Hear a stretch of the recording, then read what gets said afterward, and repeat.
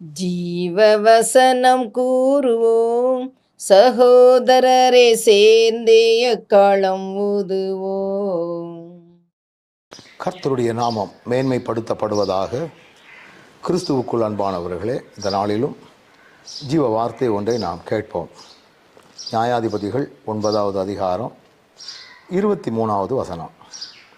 அபிமெலேக்கும் சீகேமின் பெரிய மனுஷருக்கும் நடுவே பொல்லாப்பு உண்டாக்கும் ஆவியை தேவன் வரப்பண்ணினார். இந்த வசனத்தில் ஒரு பதம் என்னுடைய சிந்தையை தொட்டது. பொல்லாப்பு உண்டாக்கும் ஆவியை தேவன் வரப்பண்ணினார். நல்ல வகையான காரியங்களை செய்யக்கூடிய ஆண்டவர், நல்ல வகையான காரியங்களை உண்டாக்குகிற ஆண்டவர். இங்கே பார்த்தீங்கன்னா பொல்லாப்பு உண்டாக்கும் ஆவியை தேவன் வரப்பண்ணினார் என்று வசனம் சொல்லுகிறது. இந்த அதிகாரத்தை வாசித்தீங்கன்னா 2 பேரும் ஒன்றா தான் இருந்தாங்க. ஆனால் இப்போ ஒரு பிரிவு வந்து போச்சுது. நடுவே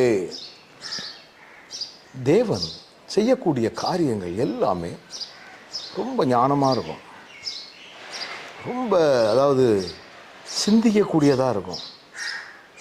ஏன் இந்த பிரிவு வரணும், ஏன் அதை உண்டாக்கணும் அப்படின்னு பார்த்தீங்கன்னா, இந்த அதிகாரத்தை நீங்கள் ஜெபத்தோட அதிகாரத்தை நீங்கள் வாசித்தாலே அதற்கு புரியும்படி இருக்கிறது.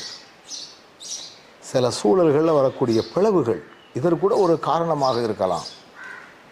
அப்போ அதனால தான் ஆண்டவரே, நாங்கள் செய்யக்கூடிய ஒவ்வொரு காரியங்களிலும் உம்மை மட்டுமே மூலதனமாக வைத்து, மாதிரியாக வைத்து, மையமாக வைத்து நாங்கள் செயல்படணும்.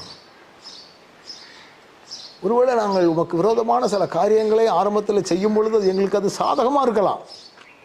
முதல்ல ஆண்டவர் அதை விட்டுருதாரு. ஆனால் பின்னால் பார்த்தீங்கன்னா ஒரு பிளவுகளை உண்டு பண்ணினார், ஒரு பொல்லாப்பை உண்டு பண்ணினார். பொல்லாப்பை உண்டாக்கும் ஆவி அப்படின்னு வசனம் சொல்லுது. கவனத்தோடு இந்த உலகத்தில் நம்ம காரியத்தை டீல் பண்ண வேண்டியது அவசியம். கண்களை மூடுவோம். நல்ல ஆண்டவரே, பொல்லாப்பை உண்டு பண்ணும் ஆவியை நீர் வரப்பண்ணினதாக வசனம் சொல்லுகிறது. யோனா கடலில் கப்பலில் போகும் பொழுது ஒரு பெருங்காற்றை நீர் வரப்பண்ணினதாக வசனம் எங்களுக்கு சொல்லுகிறது. நாங்கள் ரொம்ப கவனத்தோடு நீர் எங்களுக்கு இடையூறாக வராதபடிக்கு நாங்கள் கவனத்தோடு எங்கள் வாழ்க்கையை சரியாக வைத்துக்கொள்ள கிருபை தாரும். இயேசுவின் நாமத்தில் பிதாவே, ஆமென்.